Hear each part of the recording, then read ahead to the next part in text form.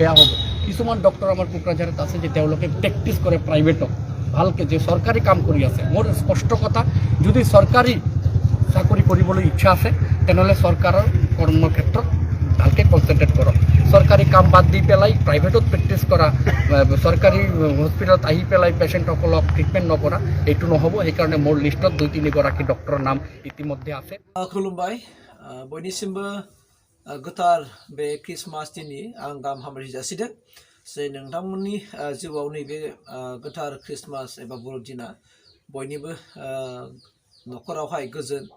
आरो खौसेथि आरो सान्थि लानानै होफैदों आं बेखौ नोंथांमोननि गेजेरावहाय गिबियावनो आं कामना खालामग्रोबाय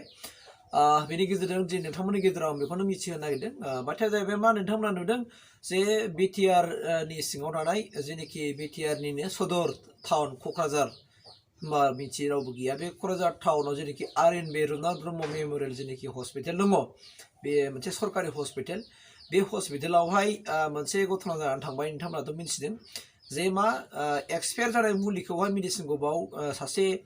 पेसेन्टनाव बेमारि सुबुंनाव सुनानै होदों ओमफ्राय दा बेखौ लानानै रिएक्सन जादों आरो जायफोरनाखि बेमारिनि न'खरनि सोद्रोमाफ्रा बेखौ मिडियायाव लेंहरनानै मिडियानि गेजेराव बुंथिनानै होदों दा बाथ्राया जाहैबाय मा होनखादों जाहैबाय मा बेथ' मोनसे मिसइउज जाबाय बेखौ मानो थुखो होननायावहाय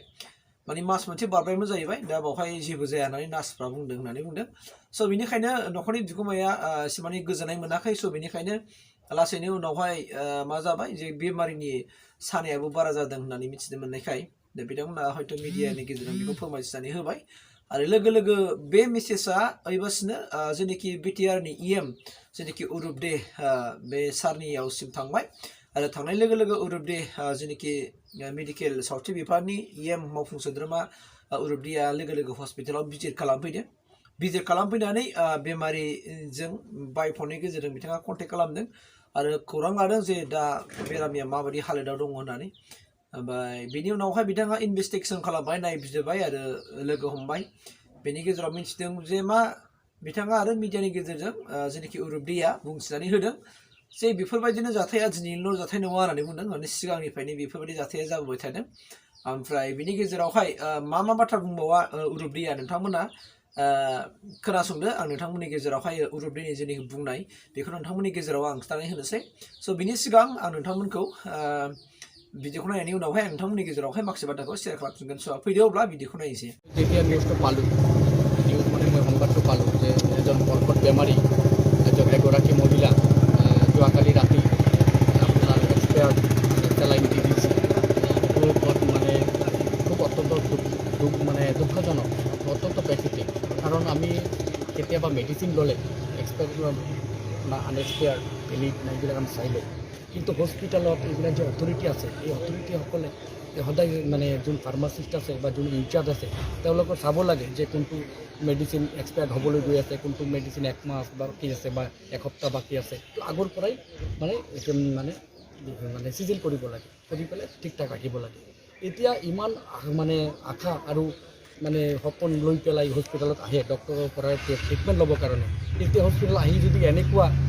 এক্সপায়াৰ্ড মেডিচিন ল'ব লগা হয় তেনেহ'লে খুব দুঃখজনক সেইকাৰণে মই এইটো কেতিয়াও বৰদাস্ত নকৰোঁ আপোনালোকে জানে কেইদিনমান আগত আমি PWD ডিপাৰ্টমেণ্টত ভিজিট কৰিছোঁ ইনস্পেকশ্যন কৰিছোঁ আমাৰ এই BTC চৰকাৰ নো টলাৰেঞ্চ আমি কেতিয়াও আমি এক্সপ্ৰেছ নকৰোঁ যদি কোনোবা নেগলিজেঞ্চি কৰিছে বা কোনোবা যদি বেয়া কৰিছে চৰকাৰী কামত অৱহেলা কৰিছে তেনেহ'লে চৰকাৰৰ পৰা তাক মানে শাস্তি দিয়া হ'বই তো যোন মহিলাগৰাকী ইনচাৰ্জ আছিলে সেই মহিলাগৰাকীক মই 6 মাহৰ কাৰণে ছাছপেনশ্যন কৰিলোঁ কাৰণ যোনে যি কৰ্ম কৰিব তাৰ ফল ভুগিবই লাগিব তেওঁক যদি ছাছপেনশ্যন দিয়া নহয় তেনেহ'লে সি অনুতাপটো তেওঁৰ নাহিব সি ভুল কৈছে সি চৰি বুলি কৈ আছে মোক চৰি কৈ আছে এতিয়া এই মহিলাগৰাকীৰ জীৱনটো গুচি গ'লে এই চৰিয়ে কামত দিব নেকি তাৰ জীৱনটো ঘূৰাই পাব নেকি নাপায় সেইকাৰণে মই নামটো আছিলে দুলুক ব্ৰহ্ম তো যোনে নাইটত আছিলে তেখেত তেওঁ নাইটত মানে নাইট ডিউটি আছিল তেখেতৰ আৰু যিমান আমাৰ যি ৱাৰ্ডেন আছে ৱাৰ্ডেনৰ হেৰিত তেওঁ ইনচাৰ্জ হিচাপে মেডিচিনবিলাক তেওঁ চিজিল কৰে যে কোনটো বিল্ডিঙত কোনটো ফ্ল'ৰত কাৰ ডিউটি থাকিব সেইমতে তেওঁ মেডিচিনটো চাই দিয়ে তো সেইমতে এই দুলুক ব্ৰহ্ম যে মেডিচিনটো দিছে তেওঁৰ একবাৰ চাই ল'ব লাগিছিল তেওঁ কি চাব এসপ্তাহ আগতেই চাব লাগিছিল বা 15 দিনমান আগতেই চাব লাগিছিল যে কোনটো মেডিচিন 15 ডেজৰ পিছত এক্সপায়াৰ্ড হ'ব আমি খোৱাৰ খাদ্যতো আমি দেখা পাওঁ যে কিবা হৰলিক্স হওক বৰ্ণভিটা হওক কিবা হওক আমি এক্সপায়াৰ্ডে চাই লওঁ এতিয়া যোৱাকালি मानो नोंथांमोन बयखौबो आं खावलायदों बे जेनेबादि बेफोरबायदि गिदिर मोनसे एक्सिडेन्टजों जेन' भुगिनाङा बेखौ नायनानै जेन' नोंसोरबो दिनैनिफ्राय नार्सफ्रा जुदि हस्पिटालाव इन्जेक्सनफोर थुयोबा बेफोरखौ नायनो बावनाङा आरोना बुथुआ एक्सपायार जाखो ना जादिया बेफोरखौ नायनानै थाल ला आरोना नङाबा रिएक्सन जागोन मानोना जों मिथियो गोबां रं ट्रिटमेन्टनि थाखायनो गोबां बेरामिफ्रा थैनो गोनां जायो होननानै जों मिथियो ओंखायनो नोंथांमोनखौ आङो बेखौनो सांग्रांथि हरबाय अननानै बयबो जेन' हस्पिटालफोर लाङोबा गाव गावनि पेसेन्टखौ माने रैखाथि होनो थाखाय जेन' खोब सांग्राङै सोलियो आं बेखिनिखौनो खावलायबाय स' बेखिनियानो लोगोफोर थेंक इउ